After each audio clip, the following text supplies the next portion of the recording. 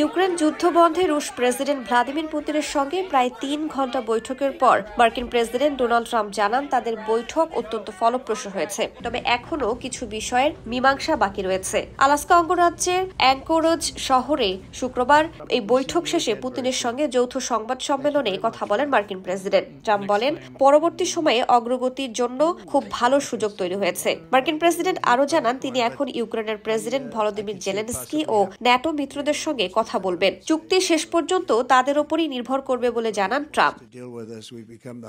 যৌথ সংবাদ সম্মেলনে রাশিয়ার প্রেসিডেন্ট পুতিন বলেন, ইউক্রেন যুদ্ধ বন্ধের বিষয়ে তিনিও আন্তরিকভাবে আগ্রহী। এই যুদ্ধকে ট্র্যাজেডি হিসেবে উল্লেখ করে তিনি বলেন, যুদ্ধ বন্ধের জন্য এই যুদ্ধের মূল কারণগুলো নিরসন করা প্রয়োজন। সংবাদ সম্মেলনে যুক্তরাষ্ট্রের সঙ্গে রাশিয়ার সম্পর্কের অবনতি নিয়েও কথা বলেন ভ্লাদিমির পুতিন। বলেন, কয়েক বছর ধরে যুক্তরাষ্ট্র ও রাশিয়ার মধ্যে শীর্ষ পর্যায়ে কোনো বৈঠক হয়নি। দুই দেশের সম্পর্ক স্নায়ুযুদ্ধের পর সবচেয়ে খারাপ পর্যায়ে গিয়েছিল। 2020 সালের নির্বাচনের পর তিনি যুক্তরাষ্ট্রের প্রেসিডেন্ট থাকলে ইউক্রেন যুদ্ধ শুরুই হতো না বলে ডোনাল্ড ট্রাম্প বারবার যে দাবি করে আসছেন তার সঙ্গেও একমত জানিয়েছেন পুতিন। ইউক্রেন যুদ্ধ বন্ধে যুক্তরাষ্ট্রের আলাস্কায় মার্কিন প্রেসিডেন্ট ডোনাল্ড ট্রাম্প এবং রুশ প্রেসিডেন্ট ভ্লাদিমির পুতিনের যে ঐতিহাসিক বৈঠক, সেটি আপাতত কোনো ধরনের চুক্তি ছাড়া শেষ হলেও আলোচনা অত্যন্ত ফলপ্রসূ এবং অগ্রগতি হয়েছে বলে জানিয়েছেন ডোনাল্ড ট্রাম্প।